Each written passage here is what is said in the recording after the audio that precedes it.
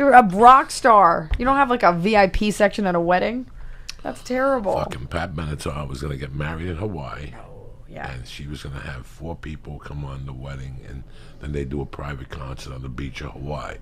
My plan was to fucking go down there, and when they say, does anybody have any objections? Having objections, to go fucking crazy and go, Pat, you can't get married. I love you. And just be, you know what I'm saying? Like, that's this is why you don't invite fans. Right. To anything. To nothing. To nothing. I sent ILIZA, I must have sent thousands of postcards. Postcards of what? That's what you had to fucking send. What's on the postcard? Hi, I'm Joe Diaz. No, on the back of it, the picture. What's it a postcard of? Nothing. Blank postcard. It's a letter. Just you're describing a letter. Just a little fucking postcard that you buy at stationery stores in the 80s. And it said MTV Studios, P.O. Box 6450, New York, New York. And then on the inside, you had to write, Joey Diaz, I want to go to Pat Benatar's wedding. For fucking every day, I mailed it from different posts. You know me. I went to different posts. Different angles, yes. Different angles. Think it was the same. No, I kept from every place. There's probably so many Joey Diaz's out there. I was working for a bookie in those days. So on the way, while I was working for the bookie, I'd do the fucking things. And then when I was going back on 118th, I'd mail them from different locations in the city.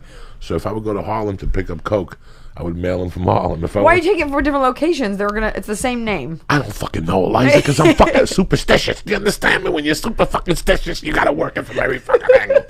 And it didn't pay off because at the end I didn't win the fucking contest. Do you think it's because you didn't stick with the one mailbox? Yes. Looking back. No, because I'm the kiss of death at the time. If I would have sent it in today, I'd be front row at Pat Benatar's fucking wedding. What did your friends think of that? Like, that doesn't seem like something your friends would be too supportive of. Do you think I fucking told my friends? Do you think I would even mention that to my friends? You were going to go, and they'd be like, where are you going? You'd be like, on a vacation. I'm just I'm going to go. I'm going to Hawaii, all expenses paid. This happens. These things happen to people. And I was going to take my friend Stinky because he went everywhere with me. That's who you wanted at a wedding. That's who I wouldn't have taken him to the wedding. I said I would have told him we're going to Hawaii and let him do whatever he'd do, and then I would have gone to the wedding by myself. Yeah. Listen, when Pat Benatar's getting married, you could talk any woman on the island to do anything with you. When you're on an island, I could walk up to you and say, Eliza, I'm bored. You're bored. Pat Benatar's getting married. You want to come? Really, you're like, you know what, man? I'm on vacation. You know what? I'm on my honeymoon, but let's go. Yeah, who cares? Like, hon, I'm just going to go with him. Where would you like to go for your honeymoon when the beautiful day happens? I don't know. You know what? And I think you can attest to this. I travel so much as it is. That you don't want to do dick. I don't want to do anything. I come home, and I like you so much. You're like, come to the valley in the beginning of the work week. And I was like, I'll go for you. But I have family in Santa Monica I don't see on major holidays. I know. So, Eliza, please explain to the people. When I emailed you, you have an email response that comes back saying, listen, I got a dog. I work out. I write. I sing. I dance. I'm fucking busy, cocksucker. That's what it says. If I don't get fucking back to you, don't be mad at me.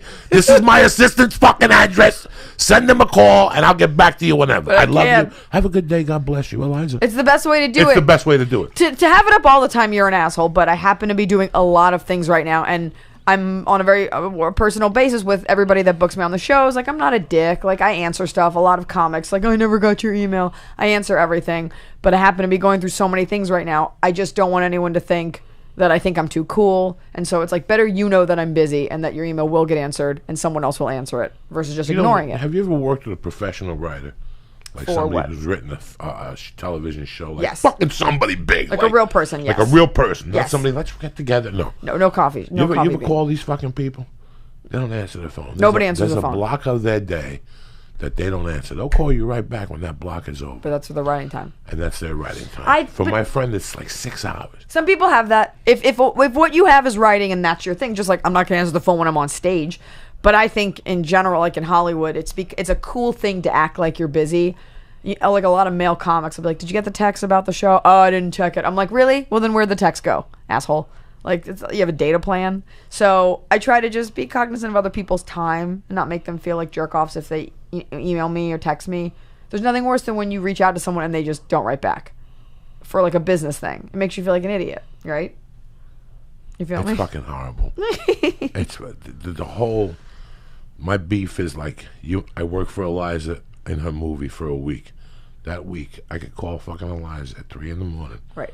And Eliza will answer that fucking phone and go, Joey, I need you on the set at 7:15 with that blue shirt on. Because you're working together. But the shit that pisses me off is Sunday when I call you and there's no more movie and you don't answer the fucking phone. Mm-hmm. And that's what has been done to me by just regular movies that we talk every day, and all of a sudden the movie's done. I call you for something. Right. 3 messages. Wow. So when I was doing your movie, you answered the fucking phone. Right. The day after the movie ends, I call you for a check or the paperwork, and these guys wouldn't call me back for a month. Right. Well, the shit like that. That's really fucking crazy. But I think for the traveling thing, that drives me crazy, and I don't, you hope the goal is to be respected enough, as I'm sure you are, but in general that people will answer, or people feel that you're important enough to answer back, and you remember when people didn't answer stuff, and you remember that kind of stuff, and not that you should make a list, but it sticks with you. And I made the decision a long time ago that I was not going to act like my colleagues. I was not going to be, I'm not going to answer everything I don't even check Facebook, and every email, sometimes they're inappropriate, or sometimes it's, I don't know, you got this, but I was going to make an effort to treat everybody like a person. As long as you're cool to me, I'll try to be cool back. And that's just a decision I made. I'm not the kind of person who just ignores people. I remember a couple of years ago when things started popping, like 11 years ago for me. And I started going to these meetings. And at every fucking meeting, there was one jerk off that was always 25 fucking minutes late. What kind of meeting? And like just, when writers want to meet with you and managers and like a other meeting. writer, like those meetings, and they choose a restaurant or something. Right. And then your agent has to go and your fucking manager has to tag along. So everybody's sitting there with puppy dog eyes, and this jerk off walks in 25 minutes late. Hey guys, so sorry. There was so much traffic on Ventura. I've got a kid. Oh my fucking God. Oh my God, the drama. So then somebody came to me, like a really top comic one day. I was telling him my situation. He goes, nah, you're getting it all wrong. He goes, when you're a comedian, man, you always got to be late. Is he black? And I go, no, a white, successful comic. Who is it? And he goes, you have to be late. That's what it means to put the work in. And Eliza, I got to tell you something. I did it one time, and I was like, no.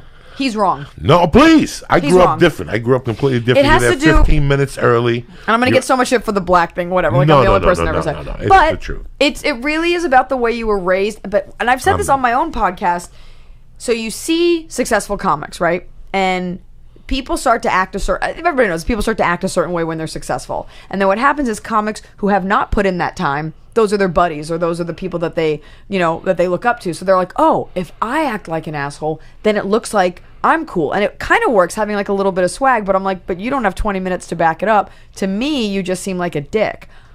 We're going in like fucking Marines, you understand me? Welcome to church, motherfucker.